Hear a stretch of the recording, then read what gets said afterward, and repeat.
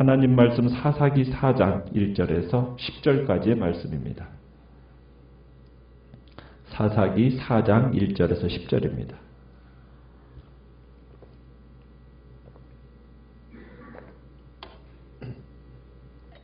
사사기 4장 1절입니다. 에훗이 죽으니 이스라엘 자손이 또 여호와의 목전에 악을 행하매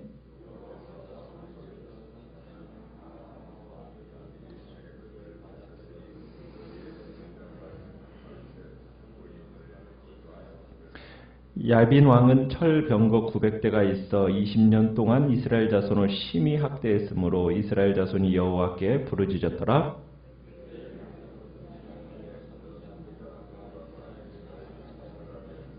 그는 에브라임 산지 라마와 베델 사이 드보라의 종려나무 아래에 거주하였고 이스라엘 자손은 그에게 나아가 재판을 받더라.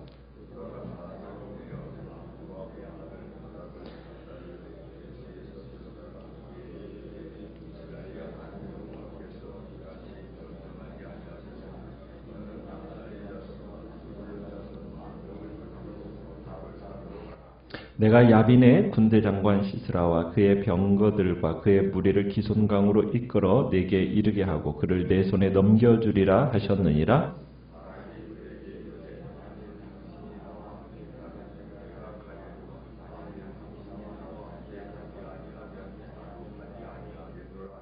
이르되 내가 반드시 너와 함께 가리라. 그러나 내가 이번에 가는 길에서는 영광을 얻지 못하리니 이는 여호와께서 시스라를 여인의 손에 파실 것임이라 하고 드보라가 일어나 바락과 함께 게데스로 가니라.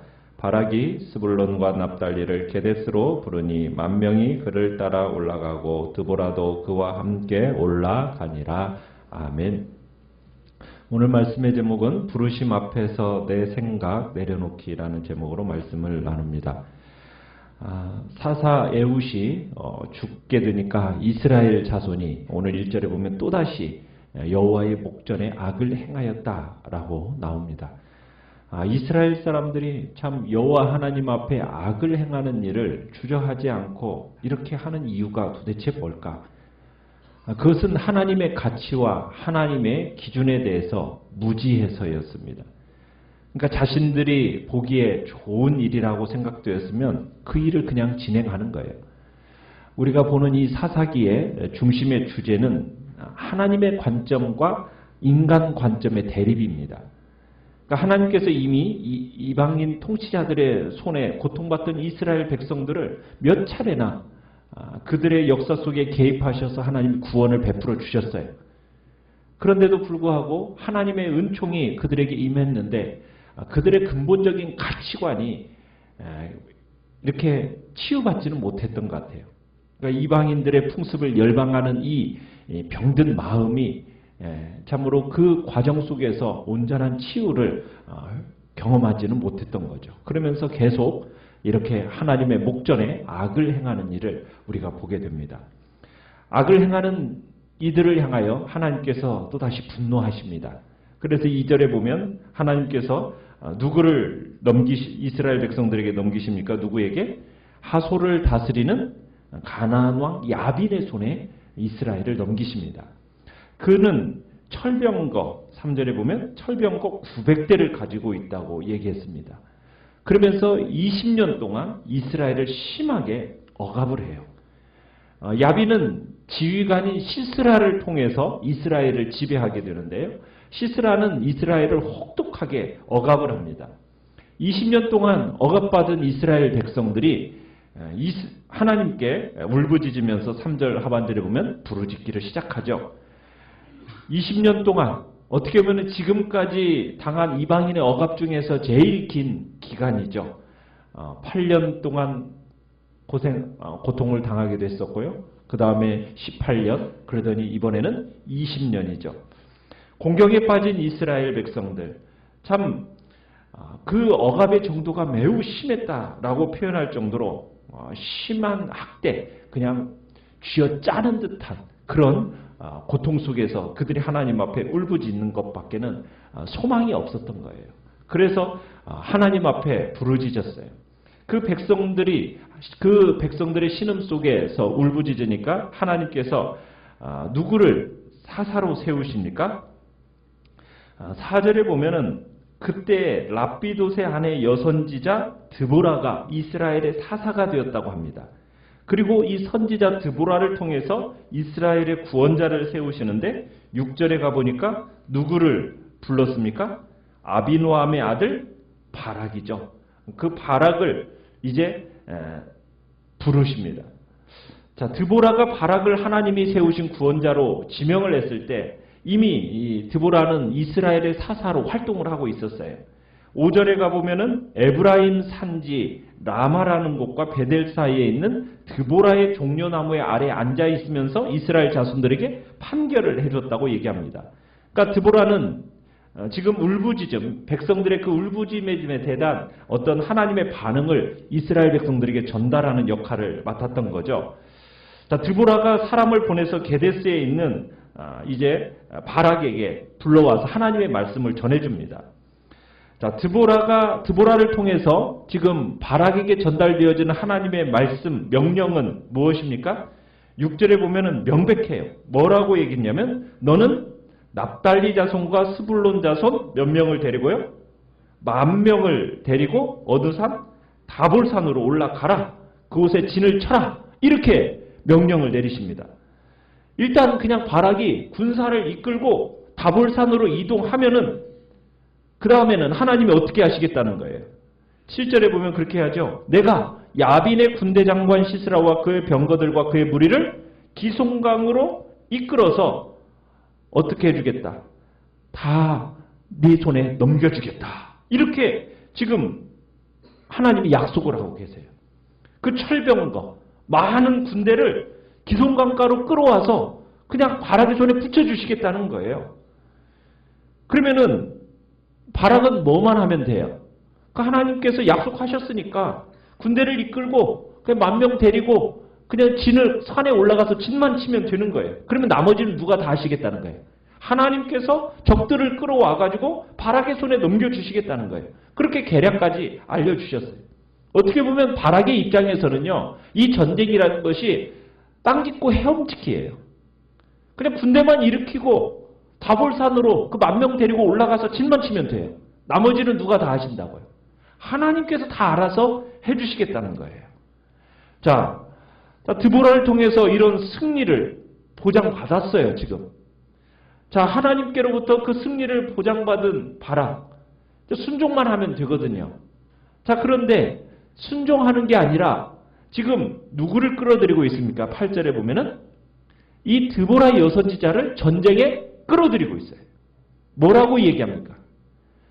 당신이 나와 함께 가면 나도 가겠지만 그대가 나와 함께 가지 않으면 나 안 가겠어. 지금 이렇게 얘기하는 겁니다. 바락이 이런 반응을 보이는 이유는 뭘까요?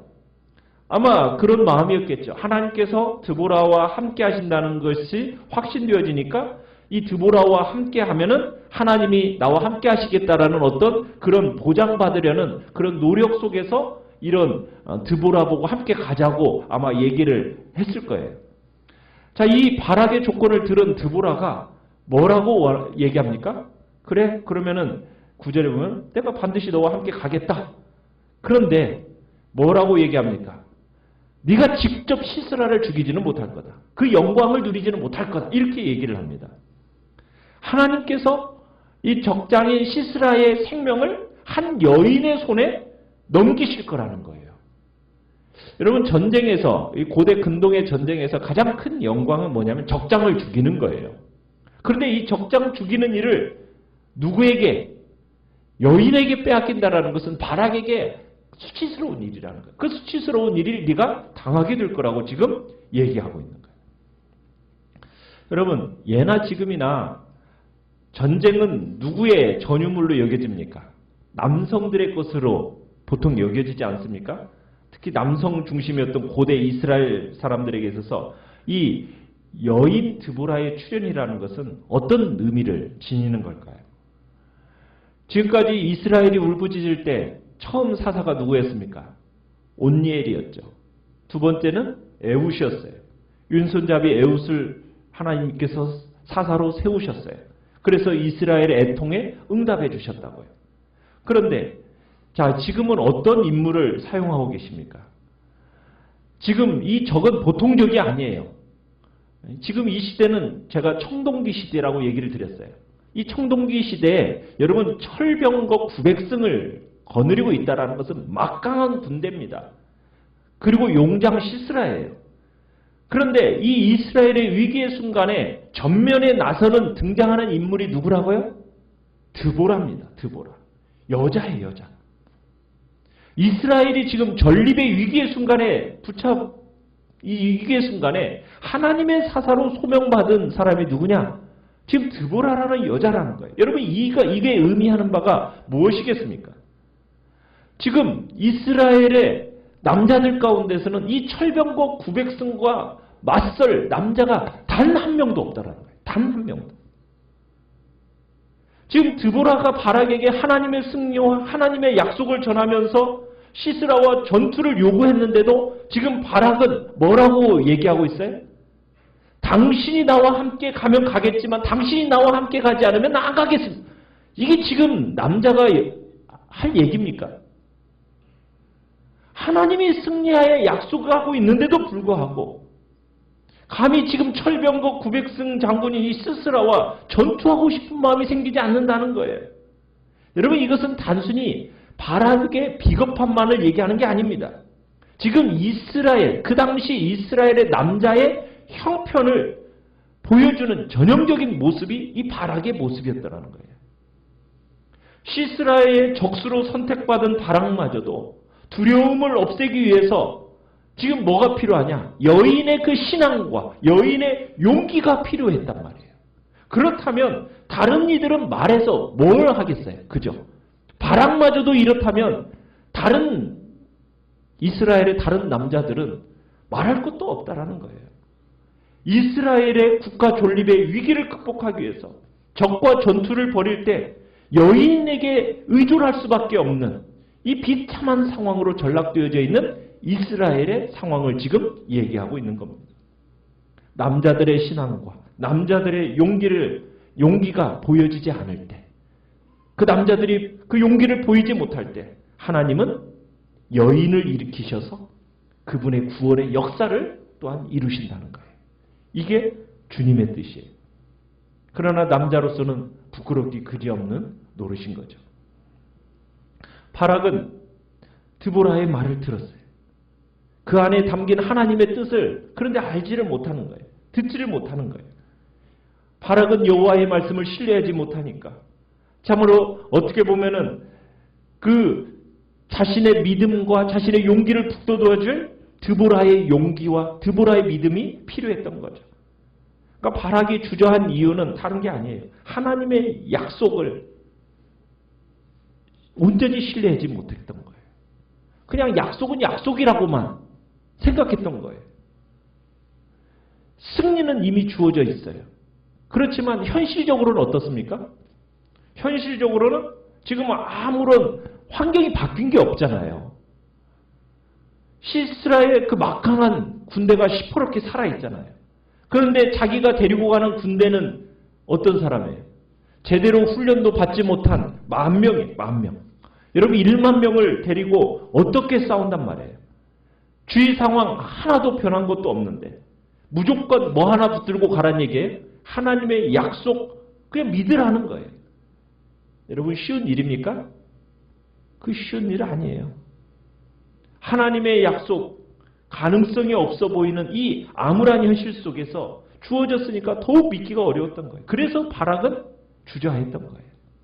그래서 바락이 드보라에게 당신이 나와 함께 가면 내가 가겠지만 당신이 나와 함께 가지 않으면 나 못 가겠어.